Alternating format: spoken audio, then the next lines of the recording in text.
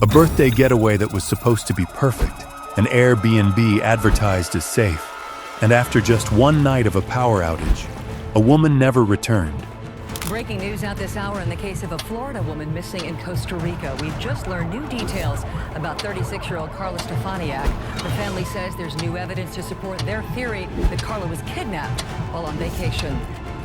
New details today on the case of a South Florida woman who went missing while vacationing in Costa Rica. Authorities are working to identify a body found near a rental home she was staying at.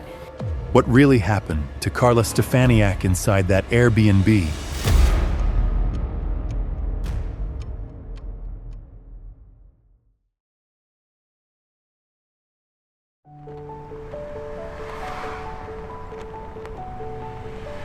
Carla Stefaniak, 35, lived in Hallandale Beach, Florida, and was one of 4 siblings in a Venezuelan family. When Carla was 19, the entire family moved to the United States to begin a new chapter, and they stayed there until she was 23, when they decided to return to their homeland. But Carla was different. She fell in love with Florida from the very beginning and chose to stay on her own, without hesitation and without regret. She held a stable job at an insurance agency, made friends easily, blended in effortlessly, and above all, viewed life through an unmistakably positive lens. The kind of person who would smile at anything new and say, "Sure, I'll give it a try." Her brother, Mario Caicedo, once said that even as a child, Carla was someone who never stood still, constantly coming up with spontaneous ideas to the point that their parents would joke they needed eyes in the back of their heads to keep up with her. Friends remembered Carla as a radiant source of energy, from the way she dressed and spoke to the way she filled any space she was in.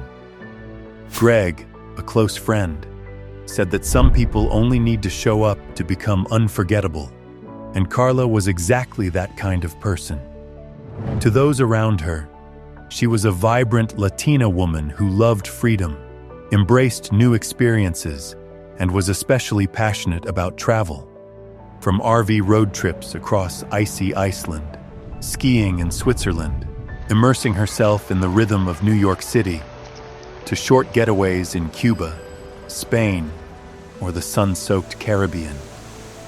Carla wanted to see the world with her own eyes, carefully documenting each journey, sharing every experience, and quietly nurturing the hope that one day, her love for travel would become the career path she could pursue wholeheartedly.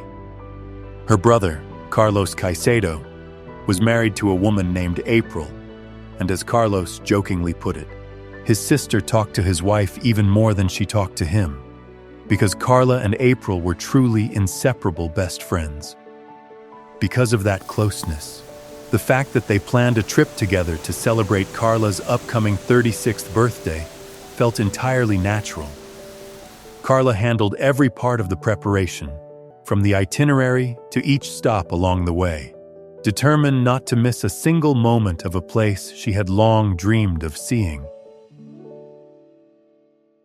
On November 22, 2018, Thanksgiving Day, Carla and April arrived in Costa Rica, beginning a journey that took them through several different hotels before ending at an Airbnb located inside a gated complex in the Escazú area, just about a 10-minute drive from downtown San Jose. From a private balcony overlooking a peaceful mountain landscape, with on-site security and a small swimming pool, everything about the place created a sense of safety and calm, like a perfect full stop at the end of a carefully planned trip filled with anticipation. How to welcome me for my birthday!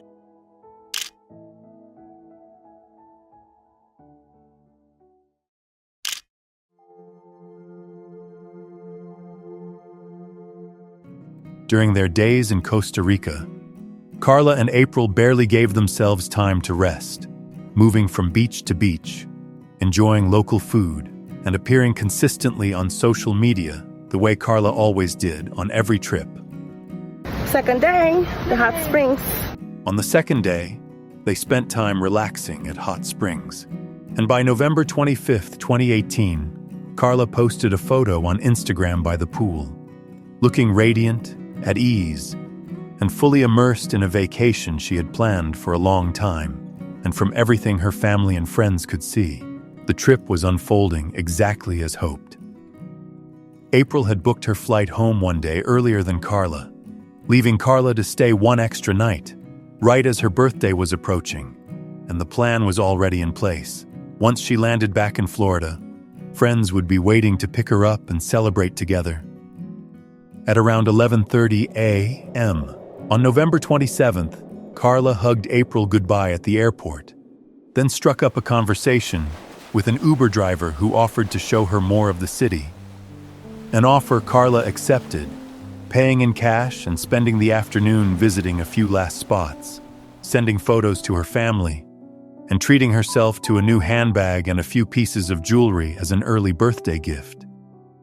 By late afternoon, the driver dropped her back at the Airbnb in the Villa Llamas, apartment number 8, and Carla began getting ready to head out to a jazz cafe around 6:30 p.m.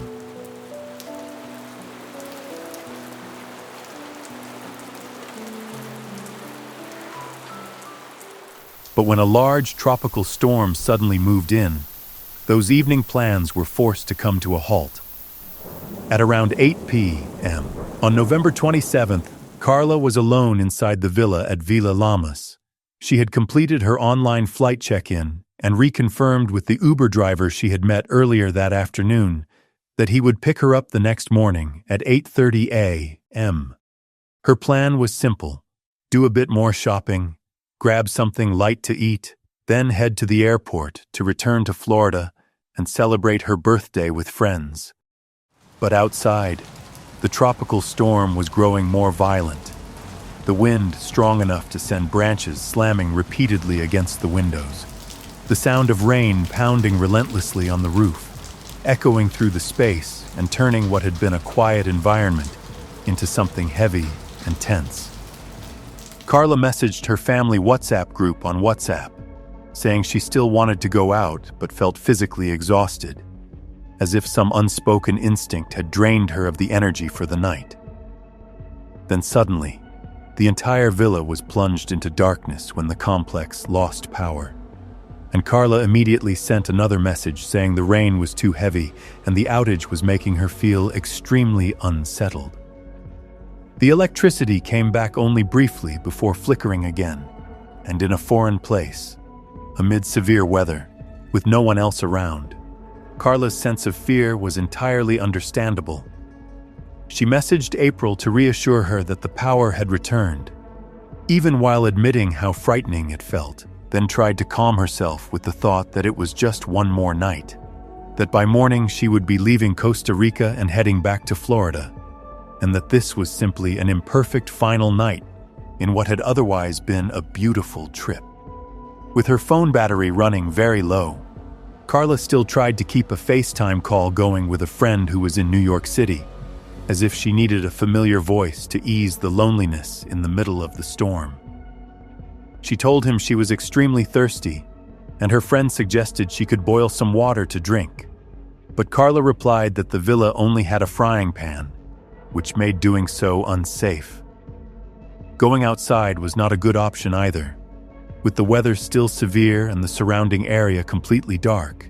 So Carla told him she would try asking one of the security guards in the complex if she could get a bottle of water. The conversation continued briefly, until around 9 p.m., when Carla's phone battery died completely and the FaceTime call ended. The following morning, which was Carla's birthday, the first unusual sign was complete silence. There were no new updates on Facebook, and all WhatsApp messages sent after 9 p.m. The night before remained unread, and while in the context of a major storm causing widespread power outages, this could initially be explained by circumstances beyond her control. It was still possible that Carla was simply busy packing once the electricity was restored. However, around 8:30 a.m., when the Uber driver arrived at Villa Llamas to pick her up as scheduled, Carla did not appear, and when April called the villa to check on her, Security staff said that Carla had left shortly after 5 a.m., taking her luggage with her. That information immediately made everything confusing, as it did not align at all with Carla's plans or her scheduled flight. Concern escalated sharply later that day, when at 5:30 p.m., the flight from Costa Rica landed at Fort Lauderdale Hollywood International Airport, and Carla's friends were already there to pick her up and celebrate her birthday. But Carla never appeared in the arrivals area. As the warning signs continued to stack up, her family immediately contacted Costa Rican authorities, but they were asked to wait 48 hours, as Carla was an adult and additional time was needed for verification, and the family continued to follow every possible lead, even though at that moment, no one could yet imagine that the situation had already taken a far more serious turn. Finally, after repeated pressure, police agreed to send a patrol unit to the villa where Carla had been staying. But by the time they arrived, the Airbnb had been cleaned in an unusually thorough way. All of Carla's personal belongings were gone, so clean that other guests had already checked in. And this immediately raised concern for the family that if a serious incident had occurred there, any critical evidence may have already been disturbed without anyone realizing it. Police questioned the cleaning staff and were told there was nothing suspicious, that the villa had been left very tidy. Yet over the next 2 days they remained cautious and did not move forward with any deeper verification steps. Faced with that delay, Carla's family felt forced to take matters into their own hands, creating a large group chat of around 60 people, assigning clear roles, some repeatedly calling the police, others contacting Airbnb, pushing information on social media, and reaching out to journalists to generate public pressure. The family later managed to contact the Airbnb property owner, who said that after speaking with security staff, they believed Carla had left around 5 a.m. on the day of her flight, taking her luggage and getting into an Uber. But when Carla's Uber account was checked, there were no rides matching that time frame, and the complex itself had no security cameras to confirm anything. To Carla's family, that explanation made no sense. Her flight was at 1:30 p.m. The drive from Villa Llamas to the airport took only about 30 minutes, and there was no reason for her to leave that early, especially when she had already arranged a pickup with a driver she knew. That driver confirmed he arrived only at 8:30 a.m., exactly as scheduled, did not come earlier, and was not anywhere near the complex around 5 a.m. His statement was verified, and from that point on, the 5 a.m. timeline began to stand out as a key and deeply suspicious detail in the entire case. Subsequent technical data showed that Carla's phone briefly reconnected to the network at around 12:17 a.m., nearly 3 hours after the FaceTime call ended. But notably, all location data confirmed that the device never left the grounds of Villa Llamas, making this the last known location where Carla was recorded to be. As her image and information began circulating in local media, an official missing person search was finally initiated, and it was not until 6 days after her last contact that authorities, along with trained search dogs, returned to the villa to conduct a more thorough examination. The moment they stepped inside, they noticed a strong smell of cleaning chemicals, a clear sign that the space had been heavily scrubbed beforehand. And further inspection uncovered Carla's biological traces on the bed and the floor. If Carla was still alive, she did not leave the property of her own free will. Vamos a la Florida con la búsqueda desesperada de una mujer que literalmente se desvaneció missing in Costa Rica. We've just learned new details about 36-year-old Carla Stefaniak. Her family says there's new evidence to support their theory that Carla was kidnapped while on vacation. Our Gabrielle Shirley on this story, joining us now with the latest. The family of Carla Stefaniak, who lived here in Tampa for about 10 years, tells us they have not heard from her since Tuesday evening. She was supposed to get on a plane and fly into Fort Lauderdale on Wednesday, but she never did. You can catch a glimpse of Carla Stefaniak's spirited personality in these videos, filmed in Costa Rica. It says April's Day, but it's like Carla's Day too. April Burton, Carla's sister-in-law, gave them to us. They took the trip together. She says she can hardly watch them. It's just really hard because, at the end of the day, I do feel, guilty because I left earlier. So, you start doing those what ifs. April flew home on Tuesday. Carla planned to leave Costa Rica on Wednesday. She stopped responding to April on Tuesday night. I told her I think my flight's delayed because I had a layover in Fort Lauderdale. And she said, that sucks. And then that's all I heard from her. And that was at 8:54 p.m. April knows Carla made it to her Airbnb in San Jose, but she does not know what happened to her next. We just know she's been abducted. There's no reason for her not to have had any contact with anyone. It's been 5 days. From a case initially reported only in local news, Carla's disappearance quickly drew international attention. A GoFundMe page was created to support her family, while the hashtag #FindCarla spread across social media like an urgent plea. Under mounting public and media pressure, the United States Embassy formally became involved. The Federal Bureau of Investigation stepped in to assist, and from that point on, an investigation that had long been stagnant finally began to move. Carla's brother is currently in Costa Rica, retracing his sister's steps. He visited that Airbnb. Went there the night before and left at 5 a.m. Everything's gone. She left with everything on hand. The family does not know who she could have been meeting. They are now taking to social media, pushing for the United States to get involved in the search. Carla's brother tells us he bought a one-way ticket. He plans to stay in Costa Rica until he finds her. Carlos Caicedo immediately flew to Costa Rica and went straight to the Airbnb at Villa Llamas, where his sister had been staying. But what awaited him there was only silence and dead ends. The security guards he spoke with said they had no information to provide, and in a place that was supposed to be safe, no one was able to give him a single answer about what had happened to Carla. A Florida woman has disappeared during a vacation in Central America, and her family is trying desperately to find her. Adding to the mystery, the family says Stefaniak had checked in online for her flight and ordered an Uber to pick her up later that morning.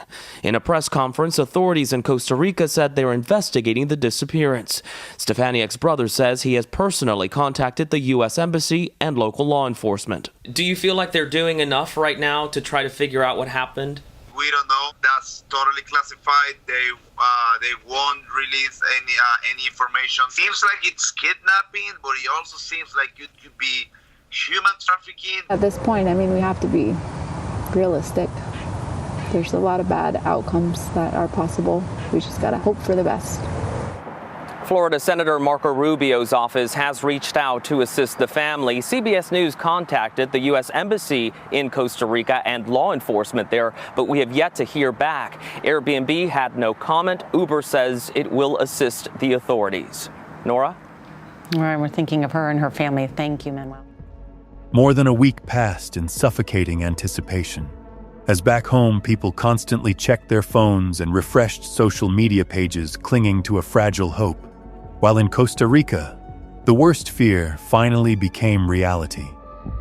Around midday in the San Antonio de Escazú area, search dogs reacted strongly in a densely wooded spot, and there, authorities discovered the body of a woman, partially buried and covered with plastic material, in a condition indicating she had been left there for some time. The location was only about 1,000 feet from the Villa Llamas complex, where Carla had been staying, a distance disturbingly close. Although formal confirmation through dental records was still required, the information spread quickly through the media, and in that moment, almost everyone understood that the answer Carla's family had feared the most had likely been found. News right now, a family fearing the worst is now in Costa Rica. Authorities working to figure out if a woman with Tampa ties is the victim of a murder. Tonight, her family posting on social media that they are asking for prayers after a woman's body was found very close to where that tourist had rented an Airbnb. Carlos Caicedo later said that in the very moment he received the call, he understood without needing any further confirmation. He looked up at the sky and broke down in tears, because deep down, he knew that the person who had been found was his sister. A breaking news update to a story that has made national headlines. A Tampa Bay family's worst fears confirmed. I'm gonna lose big long of my life. My mom, Carla. Very, very sad for this family, but the father and her brothers and that family of friends say they are grateful for everyone for their support and prayers over the last couple of days. They're now working to get her body moved to Tampa so they can start funeral arrangements. Reporting live in the Satellite Center, JJ Burton, ABC, Action News. Nearby, authorities located Carla's personal belongings, including her phone, passport, laptop, and suitcase, and forensic findings indicated that the victim had suffered a severe impact to the head, along with multiple serious injuries across her body. Marks on her hands, neck, and jaw suggested that Carla had resisted desperately, with particularly grave damage to her spine caused by powerful force from a sharp object, according to forensic experts.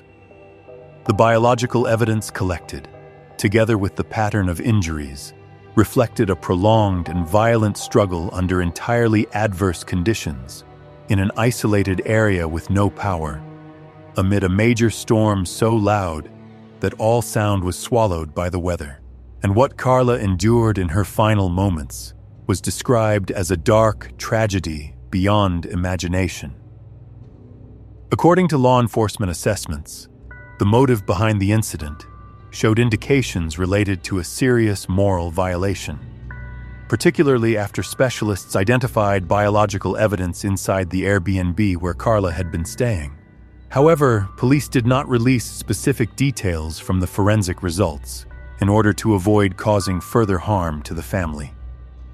Based on the timeline and the data collected, investigators believe that Carla was no longer able to communicate at around 10 p.m., just a few hours after she told friends she planned to step outside to ask one of the security guards in the complex for water, turning what had seemed like a very simple plan into the final marker before everything spiraled beyond control.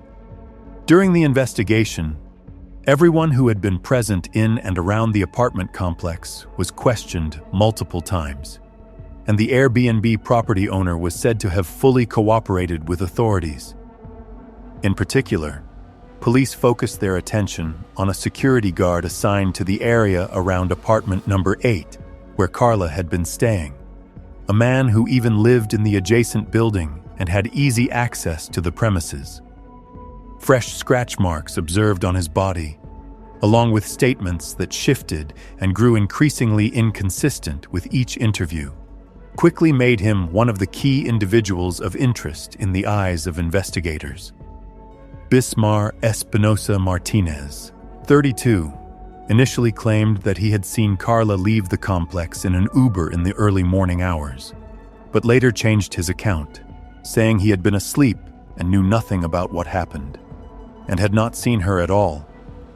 As questioning continued, Bismar's statements revealed growing inconsistencies, particularly when investigators focused on the timeline around 5 a.m., the only time frame that originated solely from his own account, without any witnesses or independent data to support it. Carla's travel records did not align with that story, and forensic findings indicated that the serious incident had occurred well before 5 a.m.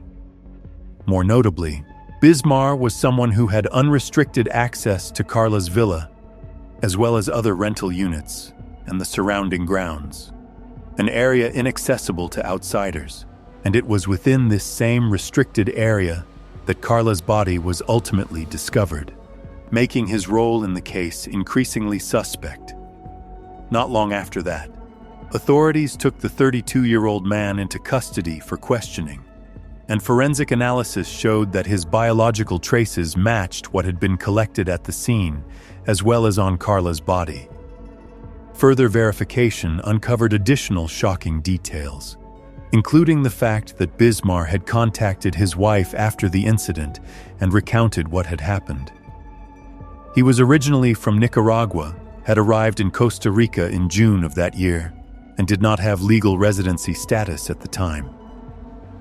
Walter Espinosa, director of Costa Rica's Judicial Investigation Police, stated that this was a complex case requiring extraordinary effort because of its significance to the victim's family and to society as a whole.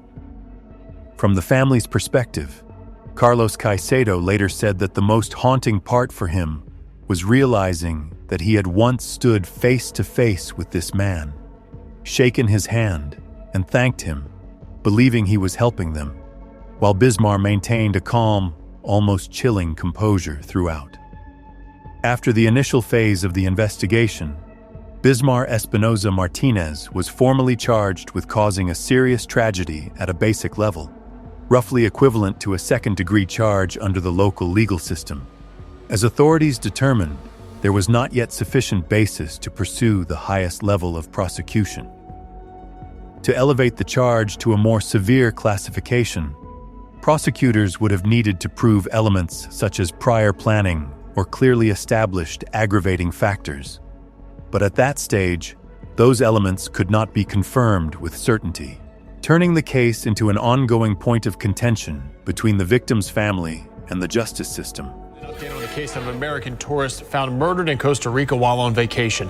ABC Action News reporter Michael Paluska just talking to Carla Stefaniak's brother. He joins us live in the Satellite News Center with the very latest. And Mike, this doesn't sound like good news. Jameson, it's not good news for the family. They tell us that they are outraged because Carla Stefaniak, suspected killer at this point, has only been charged with simple homicide. And what that translates to in our legal system is just second-degree murder. We know that this is not going to change anything, but we want this monster to be in jail for as much time as possible. What we want to do is just spread the word about what's happening in Costa Rica. Unfortunately, American authorities don't have any jurisdiction in Costa Rica, so all we can do is spread the word and try to make this new viral and put some pressure on the Costa Rican authorities to make a better job, do a better job. As you heard them, they're hoping that Costa Rican authorities will hear their protests here in the United States and maybe change that to a first-degree murder charge. Caicedo told us the next step in all of this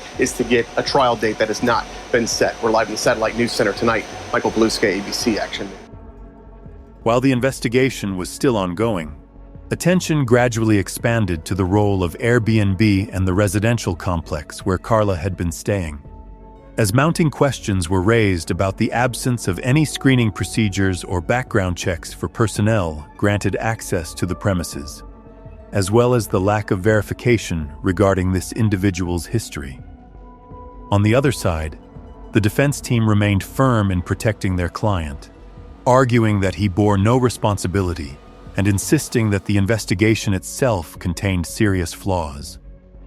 After prolonged disputes and repeated delays, the case was finally brought to trial in 2020. The trial is underway in Costa Rica for the man accused of killing a Florida woman on vacation. Monday, the trial began for Bismar Espinosa Martinez, seen here from inside a Costa Rican courtroom. But Stefaniak's family and their attorneys have reason to believe he wasn't the only one involved. She fought really hard, according to the forensics. And we just don't believe that nobody heard or saw anything. Prosecutors previously upgraded the charges from second-degree to first-degree murder after pressure from Stefaniak's family. If convicted, we're told Espinosa Martinez faces up to 66 years in prison. In Costa Rica, criminal cases are tried without a jury and are instead decided directly by a panel of 3 judges who are responsible for evaluating the evidence, issuing a verdict, and handing down a sentence. During the trial, the charge against Bismar Espinosa Martinez was at one point elevated to the highest level, but after reviewing the full case file, the court ruled that he was not responsible under that top-tier charge, and instead found him guilty at a lesser level. Following the verdict, prosecutors pushed to impose the maximum sentence allowed under that classification, which could carry up to 18 years in prison, while Carla's family expressed outrage, continuing to argue that the sentence was disproportionate and calling for additional charges related to property theft and a serious moral violation to be reconsidered. The man accused of murdering Carla Stefaniak has been found guilty. This is according to Costa Rican newspaper La Nacion. Bismarck Espinoza Martinez was sentenced to 16 years in prison. Ultimately, the three judges sentenced Bismarck Espinoza Martinez to 16 years in prison, bringing the criminal proceedings to a close, but not ending the family's pursuit of accountability. Shortly afterward, Carla's family filed a civil lawsuit against Airbnb and the Villa Llamas resort, arguing that the parties involved had shown serious negligence by failing to conduct any form of background check or necessary screening to determine whether Martinez was fit to be granted access, authority, and control within the property. We are very hopeful that by prosecuting this action, it will force Airbnb to take greater action to protect its customers. According to arguments presented by the family's attorneys, Bismarck did not have legal authorization to work in Costa Rica, yet he was still provided with a private apartment inside the resort grounds, coincidentally located directly next to the villa rented by Carla Stefaniak. The harm Carla suffered as a result of Martinez's actions, the lawsuit argued, was not an unforeseeable or random occurrence, but rather a predictable risk that has long been widely warned about within the hospitality industry when basic security controls are absent. Bismarck's position also came with the benefit of free housing within the resort, along with keys that allowed him access to multiple areas of the property. He was provided a uniform, giving him the cloak of authority. He was given unfettered discretion to go anywhere he wanted within the premises, and he shouldn't have been there to begin with. In the lawsuit, Airbnb was accused of allowing hosts to operate accommodations outside the regulatory framework applied to traditional hotels, creating serious gaps in accountability and safety. Carla's family argued that while Airbnb consistently promoted positive reviews and praise for the resort and its host, in reality, there had been multiple complaints dating back to 2013 describing negative guest experiences, including allegations involving harmful behavior by individuals connected to the resort.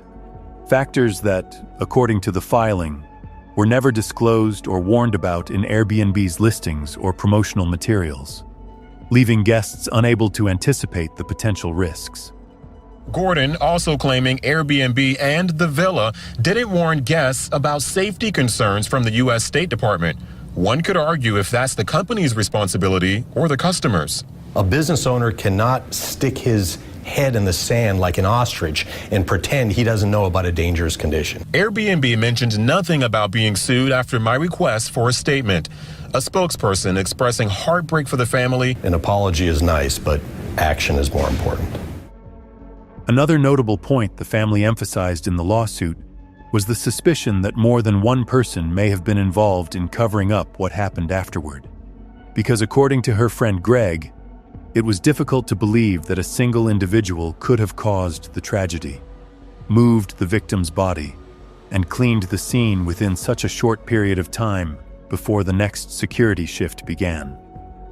Although the identity of any additional individuals potentially involved was never officially determined, courts in Costa Rica still ordered Bismarck and the Villa Llamas resort to pay more than $50,000 in civil compensation to Carla's family, a ruling entirely separate from the lawsuit the family pursued in the United States against Airbnb.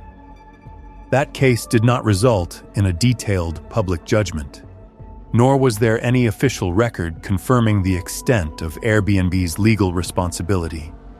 And according to multiple sources, the matter was resolved through a private settlement, a resolution that is relatively common in civil disputes, after which related information gradually disappeared from the platform.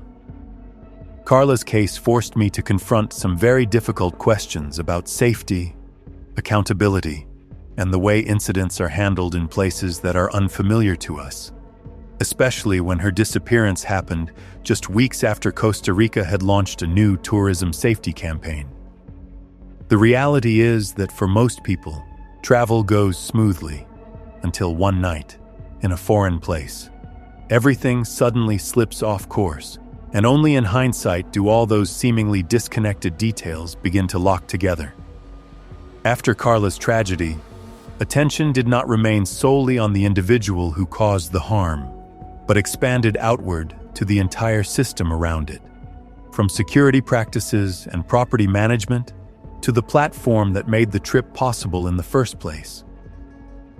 Carla did not go to Costa Rica seeking danger or risk. She was simply doing what she loved most: traveling, exploring the world, and marking a new milestone in her life. She should have returned home safely, carrying stories to tell, and stepping into a new year with familiar excitement, not become a name preserved in news headlines and cold legal records. Thank you for staying and listening to Carla's story until the very end of today's true crime documentary. If you have any thoughts or emotions, please leave a comment as a way to remember her and to remind ourselves that she existed, that she lived fully, and that she was loved. If you found this story meaningful, don't forget to share the video so it can reach more people like it, and subscribe to continue walking with me through the next true crime documentary cases. Thank you so much for watching, and I'll see you in the next story.